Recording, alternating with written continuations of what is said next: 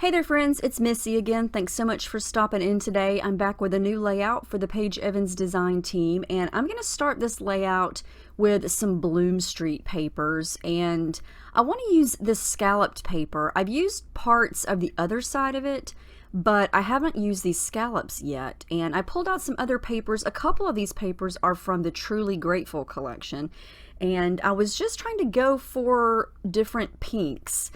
And this scalloped paper is paper number 1 from Bloom Street, and then that floral paper is also from Bloom Street. That's paper number 12, and I've cut into these before, and I just thought that the pinks looked pretty together, so I thought that I would start my design with some scallops, and I haven't even chosen a picture yet. I've been eyeballing these scallops for a long time, and I just haven't had the right idea to put them into a design, and I thought, you know what, today is the day I'm gonna do that. So I've chosen my photo here. I'm gonna make this work, and I decided to use a pool photo because there's a lot of blue in it and there's a lot of green, and I thought that since most of my papers were going to be pink, that the photo would be a nice contrast. So we're going to try to go with this. It's going to kind of wind up being, I guess what you could say, a random layout, meaning that everything that I use on it really has nothing to do with a pool photo, but I managed to make it summery anyway, and I think it turns out really pretty. So I'm going to use white, thick, smooth cardstock as my background, and I'm using clear gesso here to cover the whole thing because I'm going to do a lot of mixed media from top to bottom. I'm also going to use one of Paige's new stencils. This is the Confetti Hearts, and it's just teeny tiny little hearts everywhere, and I mainly want to use this to just add some interesting texture to my background. And you can tell that a lot of these are hearts in the end, and then some of them get kind of smushed, and I kind of blend a little bit of them around the edges like that. So this definitely adds texture, and you can see this a lot better once it dries and once I start to add color on top of it. But I'm using modeling paste here and a palette knife, and if you've never used a stencil before, these are great, easy tools to use to add texture to your background here. You can use texture paste, you could spray on top of it with a colored mist or spray, you could use the Distress Oxides and use a blending tool on top of it. So stencils have a ton of different options for them to be used on your paper, and I love using modeling paste. It creates really fun bumpy texture on the background. So at this point I'm thinking I want my photo to be in the center, well, kind of up above in the top part of the page, but centered, and then I want to have the scallops kind of layered underneath it with all those flowers, but that's going to change just a little bit. Alright, so I got my hands on some new Distress Oxide colors, and so I thought I would try those out. So I'm just taking the Oxide pads and scraping it right onto the background, and they react so beautifully with water. All I do is spray it with water, use my brush there to kind of help blend it, but then it just does the work all on its own there. And I've got mustard seed, wild honey, and festive berries, and what I thought I would do was create some orange tones on the background. So I do a lot of mixing and matching. I use the Distress Oxides at first, but then I come in with some of my shimmer sprays here, and in my head I already had this how it was going to look. I was just hoping that it turned out as good as it was in my head, and it takes a while to get there because, like I said, the photos got the blue, and then the scallops and the flowers have the pink, and for some reason I was feeling an orange background. So I just decided to kind of go crazy with the mixing and matching here, and I like to mix and match multiple products, multiple colors, to get variations of the color. So this is going to have a little bit of yellow on the background. I'm using some pink. The shimmer sprays, I sprayed mustard seed and mango tango, with some more water, and you can definitely see the texture popping through now. And like I said, they're little hearts. It's kind of hard to tell here, but I absolutely love the texture that this creates. And it's fun to make a background like this because, you know, you can just spray the color down, spray some water, and then just tilt the paper, and it's going to run and spread, and it's going to create the awesome watercolor effect for you. And I do want to stress that the gesso is what allows this to happen, because if you add this much color and water right to just plain paper, it's going to soak right through. It's going to start to kind of make the paper ball up and start to tear, but the gesso kind of protects it, and so it's able to do this before it dries. Another color of shimmers that I just sprayed on there is called Blushing Bride, and it's this really deep shimmery pink color, almost with a hint of maroon tones in it, and it's really, really pretty. So I just kept messing with it there. I let it dry. I kind of put everything back on top of it. I situated it over a little bit to the left, and I really like how that's looking. I definitely want to use that Grateful sticker. That is from Truly Grateful, and I love that orange color. When I saw that sticker, I knew that that's the color that I wanted to put on the background. And you can hardly see what it says here. I'm going to fix that later. It's one of my things is I like for my titles to stand out, and when I put it on top of those pink scallops, you can't really read it because the colors are kind of similar. So I'm going to show you a trick to make your titles stand out if they don't. I fussy cut out some of those little yellow flowers from a Truly Grateful paper. That is paper number 15. So I'm going to leave the background alone for a little bit, start to add some layers behind my picture here. I'm going to use some white tissue paper, and then I'm going to pull in a couple papers from Truly Grateful. This color is what I would call between coral and pink, and it's just another color. I'm not trying to go full on monochromatic here with pink, but that is where my idea started. And then I thought, well, if I'm going to use the pool photo, then we're going to have some blue in the mix. And then for some reason, I don't know, I just thought orange would be another color to add in. So this is another paper from Bloom Street, I believe. I think that's a Bloom Street paper. And it's more of a hot pink color. I'm going to add a little bit of that behind there. And I like to tear it sometimes. I like to distress the edges just to make the layers look a little wonky and crooked. And the reason I shifted the photo a little bit over to the left, it's because my daughter in the picture, she is on the left side of the photo, and she's walking toward the right. So I kind of wanted it to look like she's walking across the layout, and she's got room to do that. I always talk about the subjects in my pictures like they're going to come alive on the layout, and we all know that's not going to happen. But in my mind, that could happen, and so I want her to have room to walk across the layout. Okay, I sound crazy, I know, but that's how my mind works, and so that's why the picture is going on that side.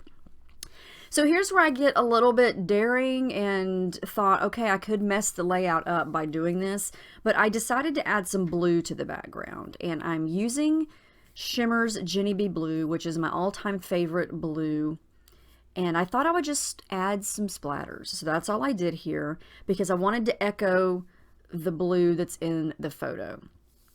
And this is very light. I let it dry, all the orange dry, before I added the blue, because blue and orange mixed together just create a mucky, yucky color. So I wanted to make sure that the blue didn't activate and mix with the orange. So I like how that looks, but I just feel like it's going to need some more blue. I'm going to bring the scallops back and see how that's going to look so far. And I want them to be kind of off center. And I don't know, I just wanted to stick in these flowers. They really don't have anything to do with the pool photo either, or the scallops, but I liked how they looked, and so they're going on the layout. And then I thought, well, these yellow little flowers they're not orange. They're definitely a deep yellow, but they kind of pull the colors from the background. I don't know, it just works for some reason. And I am going to wind up adding a little bit more yellow up at the top later. So I like how this is looking. This is what I do to add more blue. I pull out the peacock feathers Distress Oxide and just smudge a little bit down, and I love how these react with water. This works out so beautifully, I think, and it's really easy to do. I just smudged a little bit of it down, and I'm using my water brush there to activate it, and it just starts to blend and run, and it looks like watercolor. Those Distress Oxides are amazing, and they work so well on top of gesso. As soon as you add water, they are fantastic, and I think that this really makes the background a lot better. It just sort of pulls the colors together, I think. So I want this little section to kind of peek around the edge of the photo there. So it kind of looks like a splash since we're scrapping a pool photo here. And I need to have it in more than one spot. So I do the same thing down here. And a lot of this little section here is going to be very subtle, even though it looks like I'm doing a lot. But those scallops are going to come back on top of it. So you're only going to see some of that blue right there kind of peeking through and around the scallops. Sometimes you feel like, oh gosh, I've done way too much mixed media. But a lot of it's probably going to get covered up. So, you know, and you're in control of that. You may want a lot of it to show, or you may want a little bit of it to show. But I'm going to do the same thing over here to the right. And I feel like now I've got 3 sections of blue, and it just kind of looks like I added the blue as an afterthought, which obviously I am. But once everything is added back to the layout and everything is done, it looks more cohesive. You can see here what I'm talking about. It looks like 3 different blue sections, but I love how this looks. I love the texture.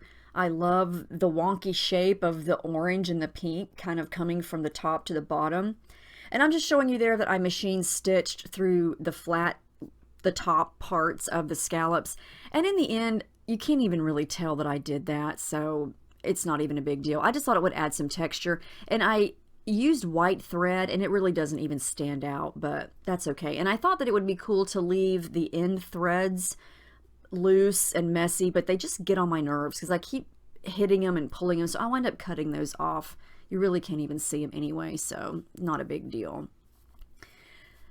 All right, so I want to pop up the scallops, so I'm going to do that by adding some adhesive foam behind all of those. And I love popping things up off the page. Just simply doing that, I think, adds so much to a layout. It just brings, I don't know how to describe it. It brings it to life a little bit more, especially when I make such a bumpy textured background like this.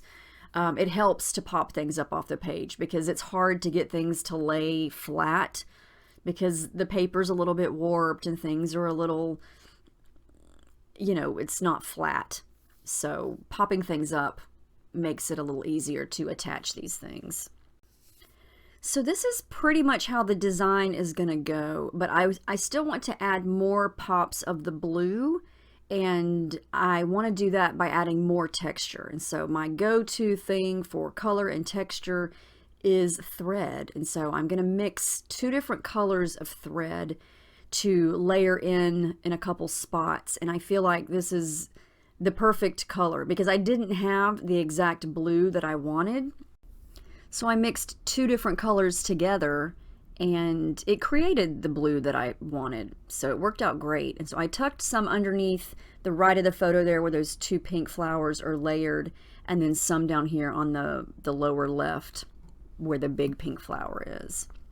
I'm going to glue all of the scallops down, and the photo, you kind of see there all that foam down there. It just makes it easier to attach the photo when the background is so textured. Because what's going to happen is once I get all this glued down, it's still going to look a little warpy. So what I do to flatten it out for sure is to lay a heavy paper pad on top of it for a while, and it just is going to flatten everything out and make sure that everything is glued flat down. And you know, in the end, if your page still is warped a little bit, it's okay. You know, you're making this from scratch, especially if you add a lot of mixed media or a lot of liquids to the background, it's not going to be perfectly flat. And I'm okay with that. I've come to accept that it's just the way it is, and I'm okay with it. So I do want to add some sun up to the top since this is a pool layout. And so that is a sticker. This is Rise and Shine from Truly Grateful sticker sheet. And then I pulled out the sun stamp from the Bloom Street collection. And I thought I would just create the illusion of a little messy sun up behind the sticker. So I used my, what color? It wasn't mustard seed, fossilized amber, Distress Oxide, and of course I have to add water to it to kind of make it look a little drippy. So I do that, but it's too yellow. I don't really have a lot of other yellow, so I'm going to dip the brush right onto this, I think this is Festive Berries, and mix it in to make it look a little more orange. And I really like how that turned out. I love making suns on summer pages, and I usually add clouds. I'm not going to add any clouds to this page because there's really no room for that. And like I said in the beginning, this is kind of a random layout. It's got some summer parts to it, but the rest of it is just things that I liked and things that I wanted to use, and I made it work. I'm going to pull off some other things from Truly Grateful here and try them out. I've got a die cut there that says love, and I want to use that because it's got the perfect colors for this layout. And I've got some area underneath where the Grateful title is going to go to layer a couple things in there. And I don't want to add so much that the background gets covered up because I want to see all that beautiful texture, but at the same time I still want to add in some embellishments. So I'm gluing down all those little yellow flowers that I fussy cut in the beginning. And here's what I'm going to do. Let's see, I'm trying to find some scrap white cardstock. I'm going to add a little white border around Grateful. Most times I'm trimming off white borders. In this case, I'm adding a white border because I want it to stand out. Sometimes I don't want things to stand out, sometimes I do. So in this case, if I put Grateful directly where it was, just like it is, you can't really see it. It blends in. So here, I glued it down to some cardstock and cut it out, and now you can read it. Just that little bit of white around the edges makes such a big difference. It pops it off the page. You can see it. You can read it. And so that didn't take long at all. So if something needs to stand out, just stick it to some cardstock and then trim around it, and there you go. It makes a huge difference. So I added some adhesive foam behind this love die cut. And again, I'm going to use that because I liked how it looked and it matches. And I'm going to glue down Grateful. I want it to barely overlap the bottom of the picture. I didn't want to do a lot of overlapping on top of this photo. Even though there's a lot of open space, it's basically just the pool and the hedge. But at the same time, I like all of that, you know, even though it's a lot of the same thing. You know, it's a lot of water, a lot of trees. I like that, and I like that you can see a lot of it. I didn't want to cover up a lot of it with the big title, so that's why I moved it down to where it was barely covering the bottom. Here's an example where I'm doing the opposite of what I just did. I'm trimming off the white border because I don't want these butterflies to stand out. Even though they're going on the white part of the background, I feel like sometimes the white borders, I don't even know how to describe it. I don't even know what I'm saying. But just sometimes the white borders, I feel like it's too much. It just stands out too much. It separates the actual image from the background. And sometimes I want the image to blend in a little bit more. Kind of the opposite of the Grateful sticker, if that makes any sense at all. I found another sticker to layer in, and this one is gold. It says So Amazing. It's that matte gold, and that is from the Truly Grateful sticker sheet, and it fit perfectly right there under love. And then I'm going to add one more. This is also from Truly Grateful, and this one says, what does it say? I can't read it from this far. Grateful Heart. Yes, but I like the color. And then I think this makes a big difference. I felt like I needed a little bit of blue in that section since there's really no blue there. So I'm going to come back with those two blue threads blend them together and tuck that underneath the stickers there to add a little hint of that color. And I just kind of loop it up and make it into a big ball of, or a nest of thread, and kind of wedge it underneath there. And you can see it through the two stickers and then kind of below the pink sticker there. And I think that makes a big difference in the end.